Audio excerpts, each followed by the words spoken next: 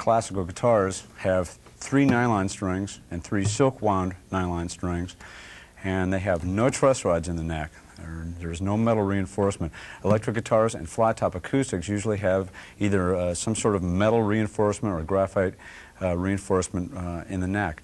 The metal, for the most part, most of them are adjustable either inside this hole here or at the headstock. The headstock will have a little plate or something here to identify that. On a classical guitar, you have no reinforcement whatsoever, and a lot of people ask me, is it okay to take all my strings off at one time? On a classical guitar, yeah, it is, but I wouldn't leave them all off for a long period of time. On a flat top, it's okay to take all your strings off at once because there is that reinforcement, and it's made to take a significant different amount of tension of string on the top. Which brings up the point of I see classical guitars with standard flat top bronze or brass strings on it a lot, and that will take the bridge and pull it off the face of the guitar and loosen the support system on the inside. These are not made to take that kind of string. These do need classical nylon strings. You can identify that always by the fact that it has no pins down here, 1, and 2. It has a much wider neck, and the roller machine head's like this. In stringing this, I find that using a lighter helps me out a lot. And for those of you who are under the age of 18 and don't have an operator's license for one of these, I suggest that you, get some parental supervision. What I use this for is to put a ball end on the string, and that will make the string stay in tune a lot better. And the fear of slippage down here after you learn how to tie this knot, it makes it stay put. It has a stopping point. It's not absolutely necessary, but I prefer to do it this way. So I'll show you how you do this. This is also a child-proof lighter, so see if I can operate it. Notice I'm not really lighting the string directly. Just get it warmed until I get a nice ball end. When it's shiny like this, it's still hot, and you can burn yourself real bad, so let it go dull and wait a few seconds after it gets dull, and then you can deal with this. You can see it's dull now. I'll show you how to put this on.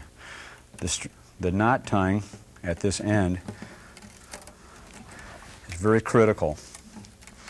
It's very easy to do, actually. You take this end of the string and wrap the tail around it. Goes around it, and then you tuck it under, pull it back up over, and tuck it back under again, so that you have 2 loops on that. The ball end that you made, place that on the back side of this tie block. This is called the tie block right here. I just hold it at the back side and then pull this string here, and you can see that that's tied back there now. If it ends up on the top of the tie block, it won't stay in tune and it will slowly unwind itself. You need to have it on the back side. Just pull it tight and make it secure. That's it. I'm going to jump to the wound strings and show you a little trick. It's a little bit different than the plain strings. This is not a metal string. This is a silk wound nylon string. Don't get it confused with a standard electric guitar string or an acoustic guitar string. There is a difference. On most of these strings, the manufacturer has a stiff end and they have a loose end. I see a lot of people use this loose end to tie down here. Don't use that end. Use the stiff end. What I do on this is, to make it easier to string, after I put it through, I take the end of the string and I kink it instead of putting a ball end on this end. And I loop it around, similar to the other string that we did. Loop it around only once. You only need one time. And you take that little kink there and put it on the back side of the tie block and pull it tight, just like that. And that's it. Now comes the tough part. There are several published versions of how to put strings on the machine heads up here. Strings for classical guitars have changed a lot over the years.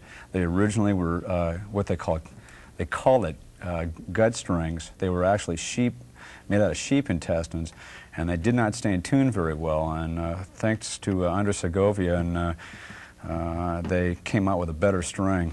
came out with his nylon strings, and they've perfected them quite a bit since he first asked years ago to have a decent string made. Well, in putting the strings on down here, the old way was to loop a series of knots and twisting them together, and I find that very archaic. It's also very difficult to remove strings, and it's really, to learn two different knots on the guitar, it's very difficult to remember all that. And this is just really easy to put strings on.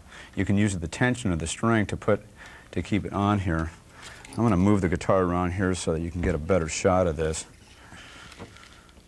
I align my tuners so that the holes aim up at an angle like this, away from the nut. And you feed your string in. Just feed it in, just like doing a flat top acoustic. I give myself about this much slack, and I grab a peg winder. For the first and the sixth string, I wind toward the center of the headstock. Each wrap, just take it, wrap it around right next to the last one, and it will overlap that tail of string coming through the peg. These, by the way, are tuners or machine heads, tuning pegs. They have a variety of different names. They're all correct. You'll hear me call them different things during this video. And you just keep winding. You notice that the string is starting to now, at this point, lay down across this section of the string.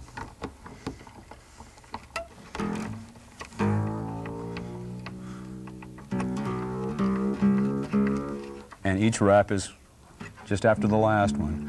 This will hold this section of the string so that it won't slide back through the tuner. And when you take the string off, it comes off very easily. If you have a series of knots up here, it's very difficult to get off. Plus, you have to untie this end, and it's very time-consuming. This works great. We'll go to the plain side over here. We do exactly the same thing. You have about that much slack.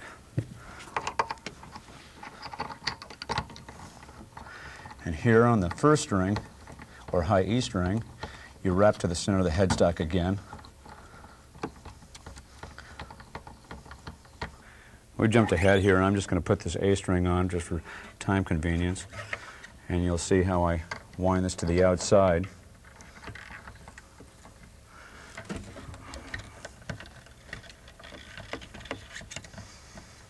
Each wrap right after the last one. Don't jump across because it won't stay in tune. See how it's laying over the string here? See how it lays across the top of that right there? It's very critical. And continue winding it on.